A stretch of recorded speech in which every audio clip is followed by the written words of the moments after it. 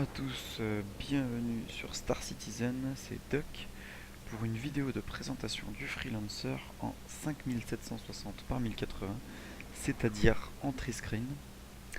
Donc c'est quelque chose d'assez exceptionnel en 3 écrans, il faut l'avouer. J'imagine ce que donnera le jeu en VR même. Mais là, donc déjà en 3 écrans. C'est quoi la différence? Donc pourquoi la faire en 3 écrans? Comme vous le voyez là, sur votre HUD, au milieu, on a la petite balle barrée là, et en bas à droite, la partie du HUD qui donne la vie. Et en fait, vous dites-vous que c'est les bordures de votre écran en temps normal. Et donc moi j'ai tout le reste sur le côté, et en 3 écrans, c'est vraiment exceptionnel. Donc on va aller voir notre petit freelancer, petit, pas tout à fait, c'est quand même un véhicule de transport relativement grand, dans le sens où il ferait la taille dans la réalité des Hercules américains, là, donc les gros transporteurs américains. Voilà la nouvelle version du Freelancer. Pourquoi nouvelle version? Parce qu'il a été changé il n'y a pas très longtemps. Donc déjà toutes les textures ont été changées. On ne rentre plus par le pied avant, comme c'était le cas avant. Et puis l'intérieur a été modifié et fait vachement plus spacieux. Alors, donc, autour de notre magnifique cockpit, qui est quand même superbe, on a du coup l'accès qui maintenant se fait par cette échelle là, donc échelle extérieure. Hop. Donc on a toujours en eau magnifique notre magnifique armement placé sur le côté, de chaque côté, assez balèze et bien efficace. Même si je trouve que la défense du Freelancer, il se fait exploser assez rapidement. Voilà, toutes les rangées de missiles sur les ailes, les réacteurs. On voit en haut la petite tourelle et la porte d'accès. Voilà, on fait pas bien grand en fait hein, à côté de cette bête. Et ouais, ils sont un peu petits quand même. Hein.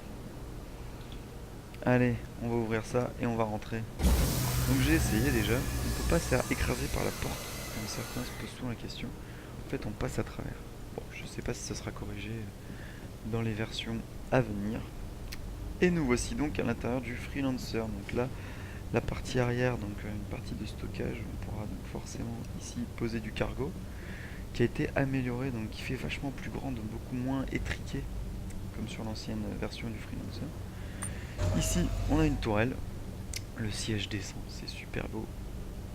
On monte dans la tourelle qui est en position arrière et qui va nous passer en position avant, si je dis pas de bêtises. Magnifique. Et voilà, bon là on peut pas jouer avec parce que forcément rien n'est démarré. Voilà la vue de notre petite tourelle. On est à l'arrière là-bas au fond.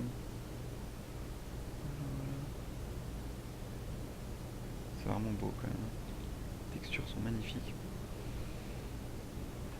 Donc voilà, hein, pour en revenir au tri-screen, la différence donc là c'est que vous voyez les deux panneaux, donc les deux petits écrans là qui sont face à nous, et vous voyez pas plus large. Là du coup l'avantage de voir plus large c'est de pouvoir voir des ennemis qui arriveraient donc de la droite ou de la gauche. Ok, on va continuer la petite visite. On va redescendre de notre tourelle. Bam, nous revoilà dans la partie arrière du Freelancer, le stockage. Et on va continuer. Quand même magnifique, hein, les lumières, et on dirait même qu'il y a des pètes là au-dessus de docking, des petites. Voilà, c'est abîmé, c'est rayé, c'est super. On arrive dans une deuxième partie de cargo, une deuxième partie de stockage plus petite. Pourquoi cette deuxième partie? On ne sait pas vraiment. Peut-être pour stocker des objets voilà, plus sensibles. Bref. Et au-dessus, un docking ring, donc comment dire, un anneau pour s'amarrer aux vaisseaux plus gros ou alors éventuellement à des bases spatiales, des choses comme ça. Et on rentre dans la zone vie. La zone vie, donc qui est ménagée comme ceci, c'est-à-dire avec 4 pods d'éjection qui sont aussi des couchettes. Alors là, on a des espèces de placards qui à l'époque étaient donc des tables avec des chaises, des lits pas des lits, de quoi manger, une machine à café, choses comme ça, que là on retrouve plus. Alors, est-ce qu'il va y avoir quelque chose qui s'ouvre pour avoir justement accès à de la nourriture? On sait pas encore. Des toilettes, des douches. Bref, pour l'instant, c'est fermé. On redonne sur la porte qui accédait de l'extérieur, qu'on peut fermer grâce à cette commande ici. Alors, est-ce que ça servira aussi à autre chose? On sait pas encore. Paf, fermé. Paf, c'est ouvert. Et voilà. Voilà pour la zone vie. Très bien réalisé. On sent un peu à l'étroit, mais ça passe. Et là, on arrive dans le cockpit. Le cockpit qui a aussi complètement été réaménagé. Oh, ça y est, je passe à travers. Et voilà. Je viens de faire un glitch. C'est pas grave, on va repasser par le petit escalier si on bug pas, parce que des fois on bug et on repart en arrière. Hop, voilà. Nous voilà dans le cockpit. Un cockpit, comme je disais, qui a été complètement réaménagé par rapport à l'ancien. C'est-à-dire que avant, c'était vraiment des couleurs assez flashy, c'était pas vraiment très esthétique, ça faisait très vieillot.